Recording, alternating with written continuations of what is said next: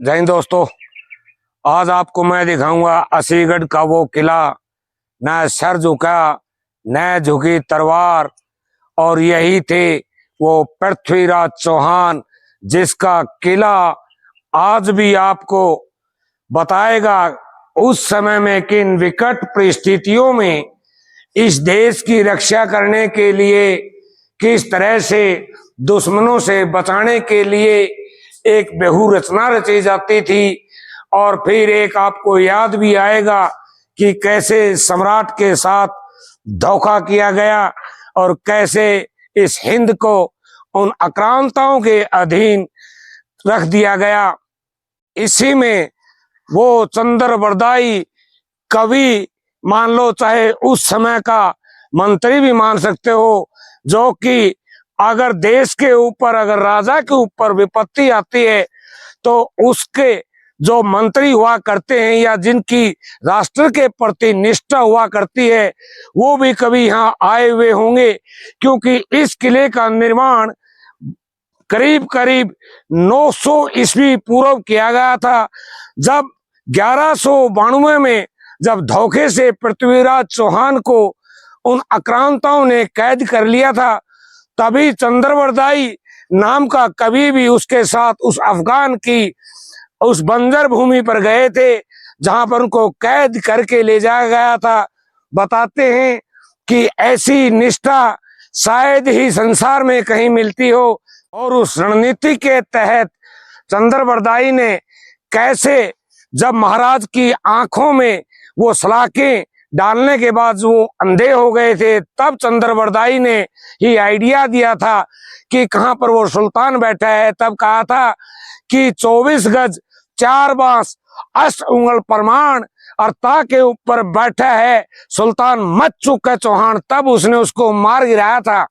वहीं इतिहासकारों का अपना अलग अलग मानना है। जो किले का हिस्सा है जो आपके सामने है, इसके बारे में अपनी अपनी कल्पनाओं के आधार पर कोई कहता है कि ये अस्तबल था। आप देख सकते हो कि अस्तबल में अमूमन किसी भी किले में आप जाओगे तो इस तरह की सीढ़ियां आपको देखने को नहीं मिलेंगी, क्योंकि इसकी जो बनावट है उसके अनुसार अस्तबल में इस तरह से बनाने के शायद ही कहीं प्रमाण मिलते हों।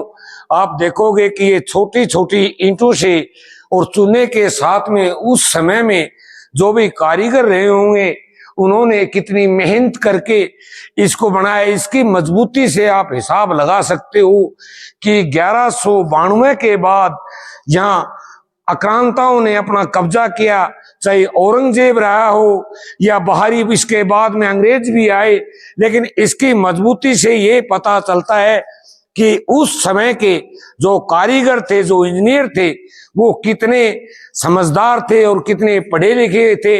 इससे सबूत मिलता है। आप देखोगे कि इसके ऊपर कुछ अरबी भाषा है या उर्दू है, इसके बारे में कुछ कह नहीं सकता, लेकिन आप समझ सकते हो कि इसके अंदर बाद में जब इसको कब्जा कर लिया गया, इसके ऊपर अपने विशेष जो चिन्ह छोड़ने थे उसके लिए कोशिश करी गई। लेकिन आपको मैं दिखाऊंगा कि इसके अंदर हिंदुओं के राजा पृथ्वीराज चौहान के रहने के कई सबूत आज भी जिंदा हैं, जो कि आपको सामने नजर आएगा।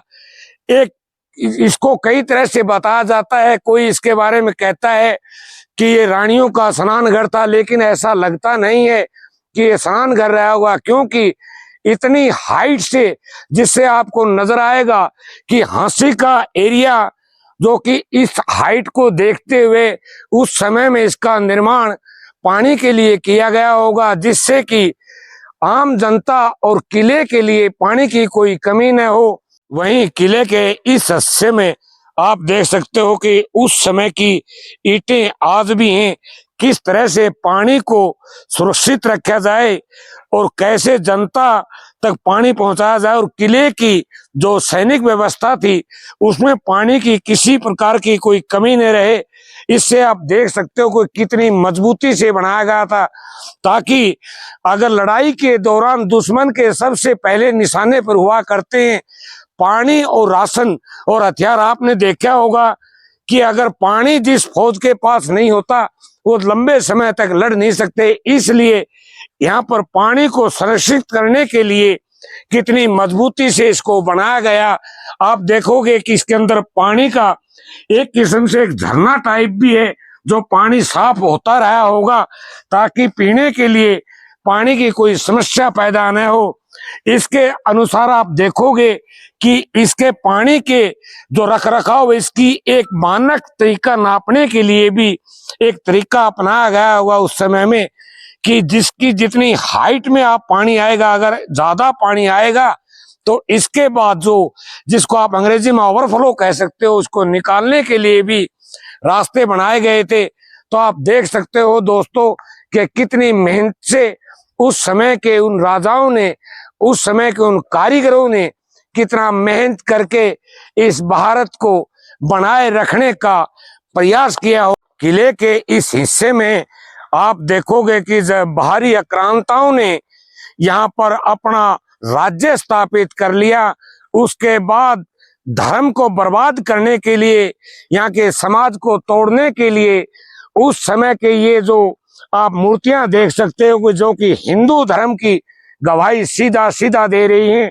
क्योंकि वो नहीं चाहते थे कि यहाँ पर हिंदू धर्म आगे बढ़े या हिंदू धर्म का विकास हो सके।